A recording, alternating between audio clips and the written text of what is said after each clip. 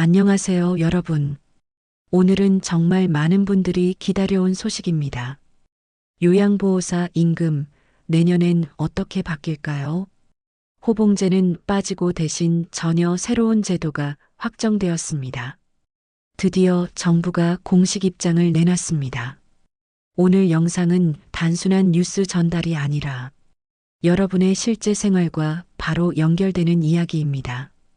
대구에서 15년째 요양보호사로 일하고 있는 김선자 어르신의 이야기를 먼저 들어볼까요? 김 어르신은 스스로를 이렇게 소개합니다. 저는 사람 돌보는 일을 제 인생의 마지막 직업으로 삼았어요. 몸은 힘들지만 마음은 보람찹니다. 그런데 월급은 늘 제자리였어요. 새로 들어온 사람이나 제가나 똑같아요. 김 어르신의 말, 아마 화면을 보고 계신 분들도 고개를 끄덕이실 겁니다. 10년을 일해도 신입과 똑같은 급여. 경력이 쌓여도 단 한 푼도 오르지 않는 구조. 이건 단순히 개인의 불만이 아니라 요양 현장 전체의 목소리였습니다. 그래서 수년 전부터 요양보호사 단체들은 외쳤습니다. 우리에겐 호봉제가 필요하다. 경력에 따라 임금이 오르는 가장 기본적인 제도를 요구했죠. 그런데 이번 국정감사에서 보건복지부 장관 정은경이 단호하게 말했습니다. 호봉제는 한계가 있습니다.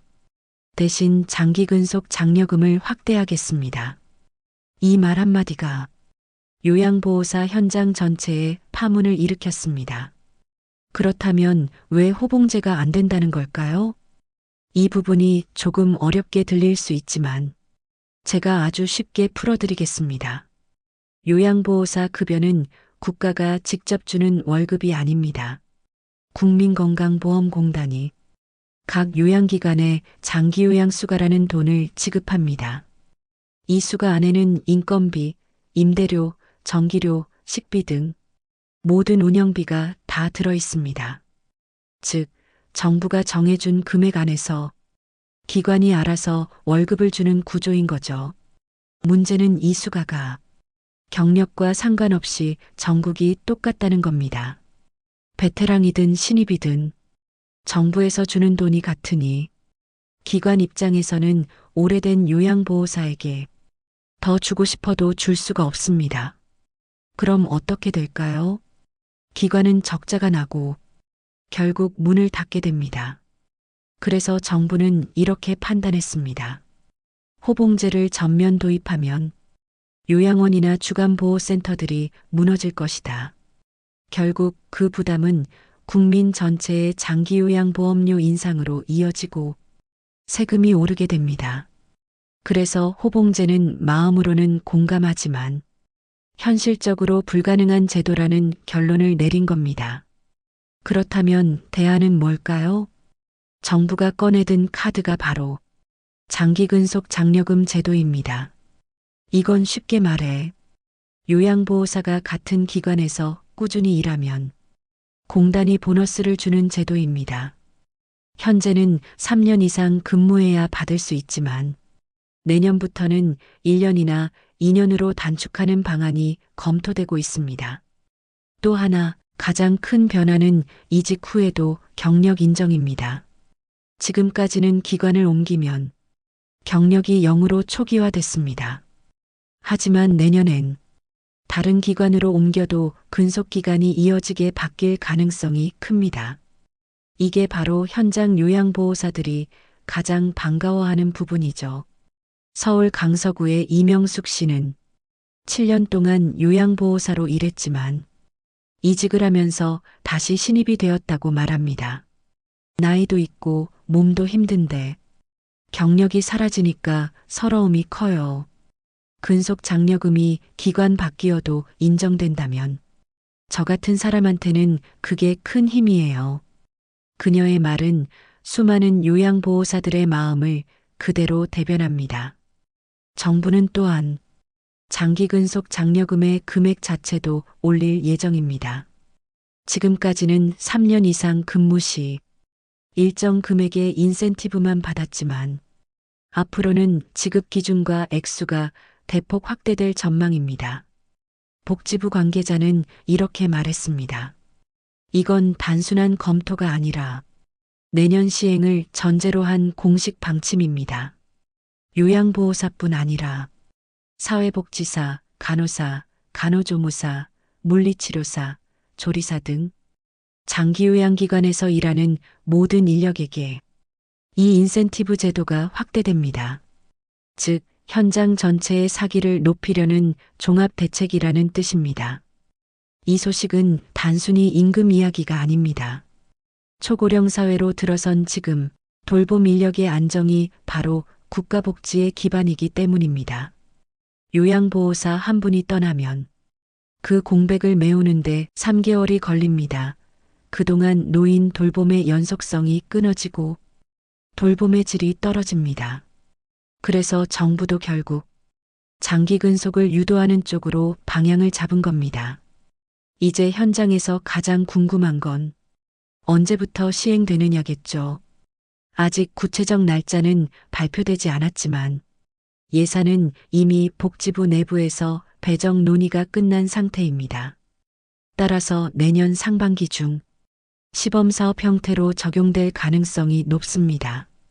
결국 내년엔 요양보호사들의 임금 구조가 지금과는 완전히 달라질 수 있다는 겁니다.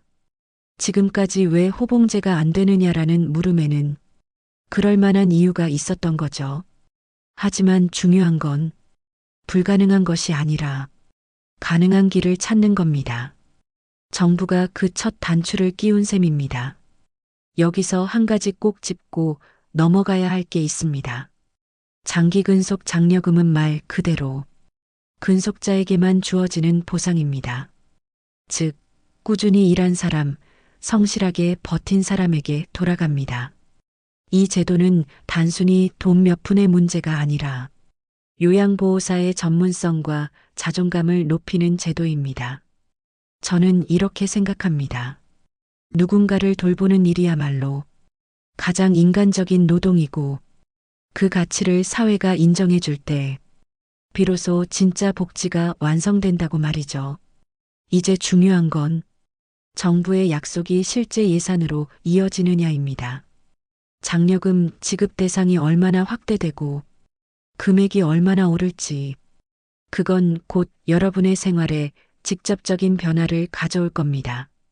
그래서 이 영상을 보시는 요양보호사분들 그리고 가족분들은 꼭 기억해 두셔야 합니다. 내년부터는 장기근속 장려금 제도가 달라진다. 그 변화의 첫 해가 바로 시작되는 겁니다. 요양보호사 임금 개선 논의가 본격화되면서 현장의 관심이 커지고 있습니다. 정부는 이번에 호봉제는 어렵다는 공식 입장을 분명히 했고 대신 장기근속 장려금 확대라는 새로운 방향을 제시했습니다.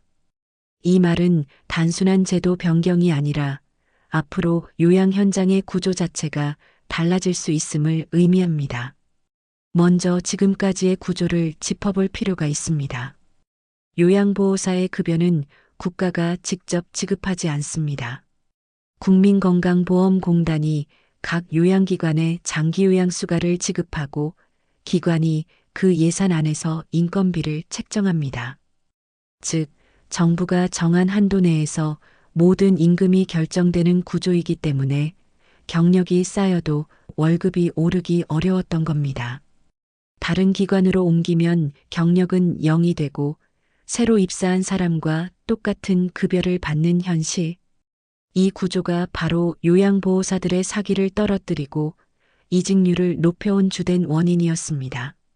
하지만 정부는 이번에 그 틀을 조금씩 바꾸려 하고 있습니다.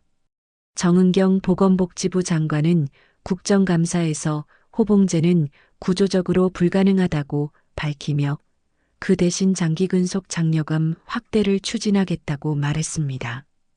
호봉제는 모든 기관에 동일하게 적용하기 어렵습니다. 왜냐하면 정부가 임금을 직접 조정하려면 전국의 장기요양기관에 지급하는 수가를 크게 인상해야 합니다. 이건 곧 국민이 내는 장기요양보험료를 올린다는 뜻이기도 합니다. 결국 세금과 보험료 부담이 늘어나게 되죠. 정부는 이런 부담을 피하면서도 현장의 처우를 개선할 수 있는 현실적인 대안으로 장기근속 장려금을 택한 것입니다. 장기근속 장려금은 요양보호사가 일정 기간 이상 근무하면 공단이 지급하는 일종의 인센티브 제도입니다. 현재는 3년 이상 근무한 요양보호사에게만 지급되지만 내년부터는 1년 혹은 2년 단위로 단축하는 방안이 유력하게 검토되고 있습니다. 또한 기관을 옮기더라도 근속이 끊기지 않고 연속 근무로 인정받을 수 있게 제도를 개선하겠다는 방침도 함께 나왔습니다. 이 부분이 현장에서는 가장 환영받는 대목입니다. 서울 강서구의 한 요양보호사 이명숙 씨는 이렇게 말했습니다. 이직만 하면 경력이 사라지니까 늘 처음부터 다시 시작하는 느낌이에요. 그게 제일 서러웠어요. 그런데 이번 제도가 바뀌면 일한 만큼 인정받을 수 있을 것 같아요. 그녀의 말처럼 이번 변화는 단순한 돈 문제가 아니라 경력의 존중이라는 상징적 의미가 큽니다. 또한 정부는 장기근속 장려금의 금액 자체도 인상할 계획입니다. 현재는 금액이 낮아 실질적인 처우 개선으로 체감되기 어렵지만 내년에는 인상 폭을 키워 실질적인 보상이 이루어지도록 한다는 게 복지부의 설명입니다.